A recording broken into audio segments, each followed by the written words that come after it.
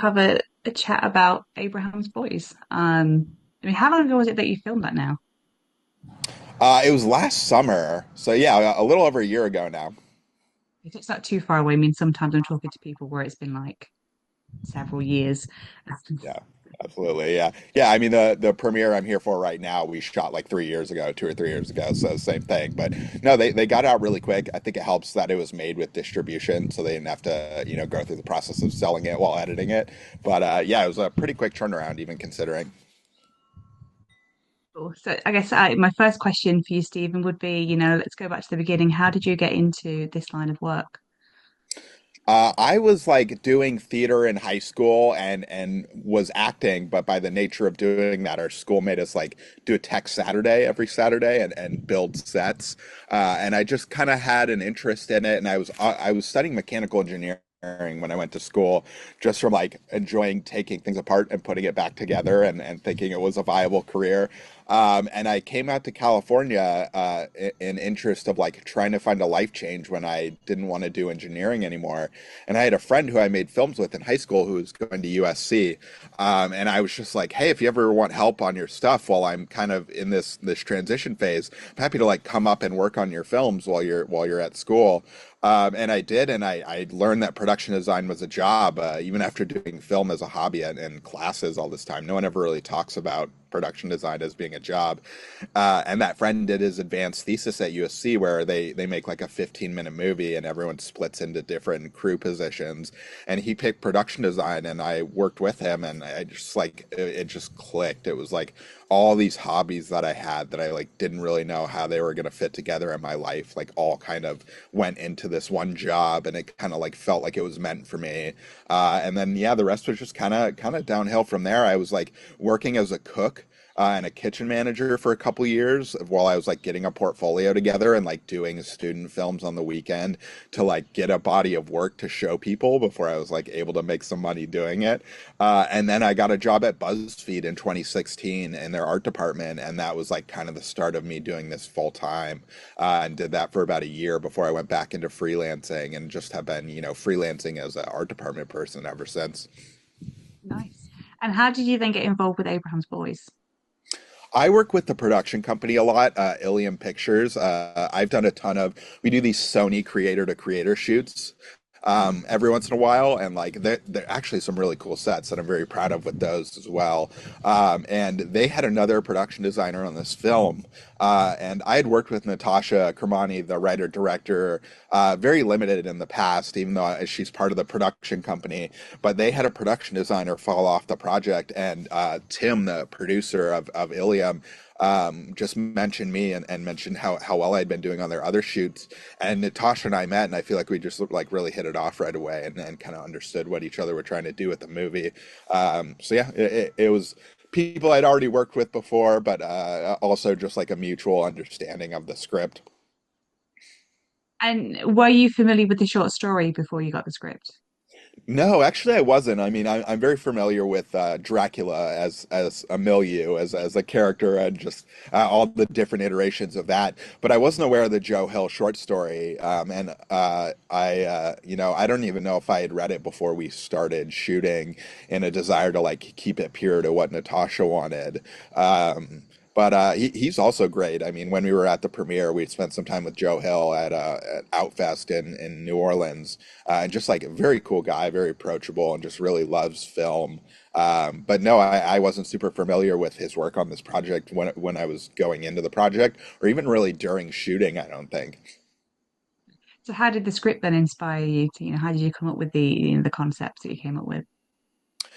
I just thought it was a really cool idea right away because it's like Dracula has such like an aesthetic attached to it, and but also this is a new twist where they're like in the California prairie in 1915, and so it's like just this really interesting ability to do two different aesthetics really of this California prairie and this like London gothic interior, and they had kind of already found the movie ranch we shot at when I started, which helped because you know 15 of our 18 shooting days were on this movie ranch in Simi Valley, and really almost everything was there. Like we got in a week early and we just like really gave a facelift to this house where we painted and wallpapered, we finished cabinets, we put up walls, just like everything we could have to make this house look the way we want it to.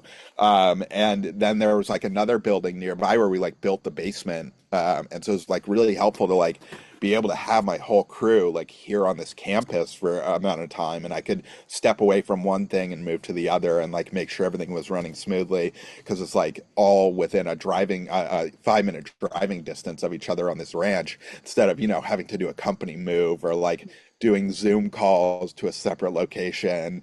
But yeah, I really just was inspired by stuff that was already here, and then seeing this location of like how beautiful it was for exteriors, and like kind of just seeing right away of like how those things could mix if we brought them to life.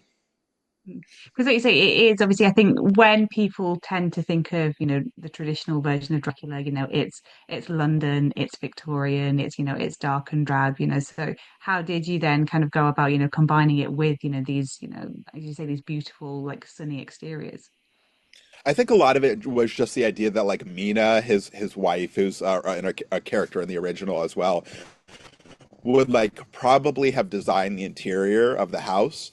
Was my main thought. So like that was kind of her space, whereas like the outdoors was kind of their space that they were hiding from, but like they brought home with them to this interior space. Especially because like a lot of the stuff they had in their house, I imagine they needed to ship because it was just like a time when electricity wasn't even huge. Like that was rare that they had that in their house, and so like lamps wouldn't be something they would find very easily in California, or like artwork as this place is being developed and they're like building a railroad. It's like house decorations isn't something you can go out to the market and grab in the same way you would have been able to in London. So I just like had this feeling that they just shipped a lot of it with them, however they came over from London, and yeah, just had this idea that like inside would be her world and outside would be this California prairie, and they could be almost as different as we wanted them to be, as long as when they were in the interior, everything worked within itself. It was almost a chance to like have this little like microcosm world within where they were on the prairie, and it just like yeah, it worked really well with the exteriors as well. Even better maybe than I planned, and I think the contrast was really great to the movie.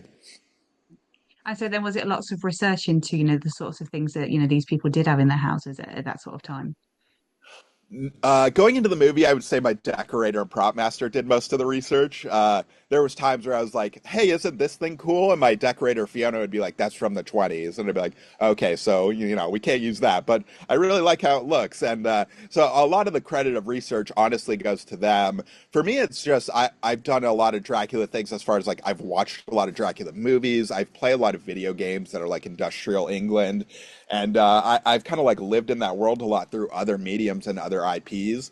That I had an idea of like what I wanted that to be without research, but when it really comes down to like how historically accurate it really was because of Fiona, our decorator, and Star, our prop master, who did a ton of research and like absorbed everything really well and put their spin on it in such a cool way.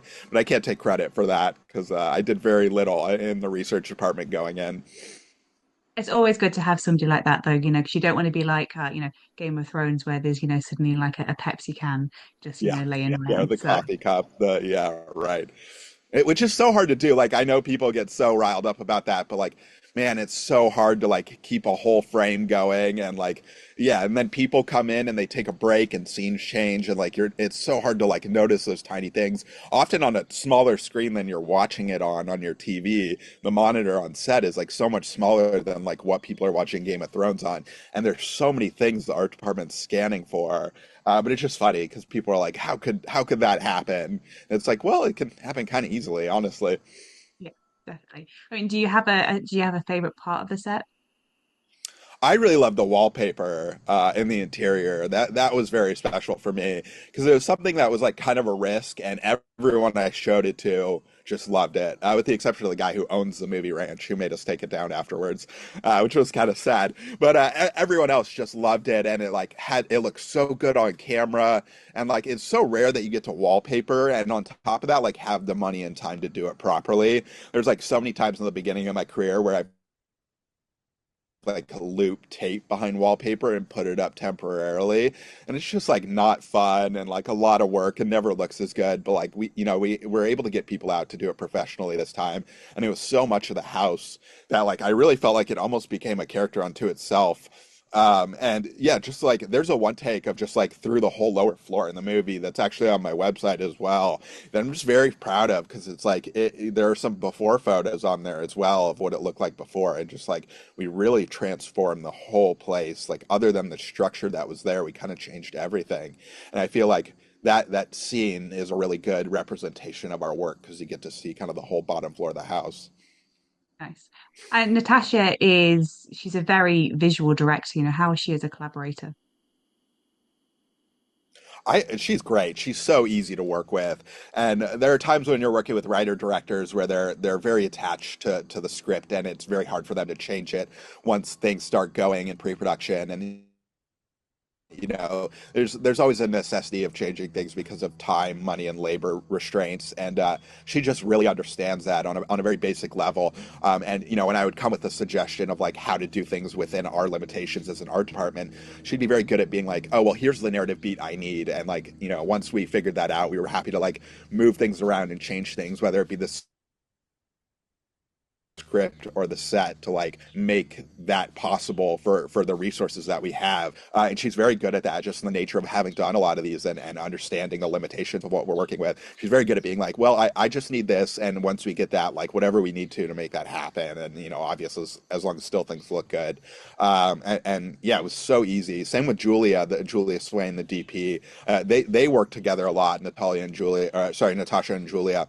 And this was my first time working with them, but I feel like the three of us just like really, whenever we would pitch stuff to each other, it was like there was never disagreement or like pushback. We were always kind of on the same page, which is not always the case, and it's very fun when everyone is working together like that, and it's really a special moment when all these creatives are like working towards the same vision together. Nice. And what do you think it is about Dracula and Dracula stories that keeps audiences fascinated? Well, he's really interesting because he's like kind of the most like humanoid of the monsters, of the classic monsters. And he's like kind of like a gentleman, and he's like wealthy, which I think resonates with people in the same way that like Batman does, where they're like, that's going to be me one day, and like I'm going to use my money to help people. And I mean, Dracula's not doing that as much as Batman is, I guess, but it's this idea of like immortality and like being a human that's been around forever, and like he's not really afraid of death in the same way we are, which is something that I think a lot of people fear at one point in their life. And he's just like this really interesting character that like is like charming and alluring, and I don't know, it's just like a very classic story. I do think the rules of Dracula are very interesting because he has a lot of rules. So, like there's the garlic thing. There's like he has to be invited into a house before he can come in. He has to like sleep in his own native soil every night. And there's just like so many rules where it's like they kind of add up, and that part's very interesting to me. But I think it's just because he's like the most relatable of all of the monsters, the classic monsters, because he's not like a half wolf, half man, or like, a swamp monster. He's like, oh, he's like a human. Like he can't go out at night and he can transform into a bat, but like he's also just like this charming human when he's being normal. And what did you think of the story here? Because obviously Joe Hill and then Natasha with the film and then continued this story on. What did you think of the angle that they took? I think it's really cool. I don't want to give too much away for people who want to watch it, but the twist I think really pays off in a way that like makes you go back and look at Bram Stoker's novel again and all the Dracula stuff in a way that like through a whole new lens, which is very cool. And I think when you do that, like it's the twist still adds up towards those old things as well. So that part of it is very cool. And so yeah, I think of anything in this movie, the twist that they added at the end pays off very well. And I guess, the final question, what's next? What are you working on that you're allowed to talk about? Uh, well, just did a couple commercials last week. Nothing too exciting, but they were for some gardening companies. But right now, I'm out here for a premiere in Ohio for Beneath the Light, which is a new horror film that's coming out that I did a couple years ago. It's a lighthouse horror film, which was interesting in its own right because we had to take boats out to this lighthouse to shoot at it, and it was on Lake Erie. And there'd be moments where they're like, "We have to leave, or we're gonna get stuck here. Like you don't even have time to collect stuff. Like we just got to go." So that was a very interesting experience as well. But a very cool movie. I just saw the premiere of it last Saturday, and it's coming to all rental services soon. And the writer, director, editor, my friend John Baumgartner is really great and a cool talent. And there's just some like really cool scenes in this. I don't think it shows the little amount of money we had while making it. I don't think it's obvious how low budget it was when you're watching it. So yeah, look out for that. That's called Beneath the Light.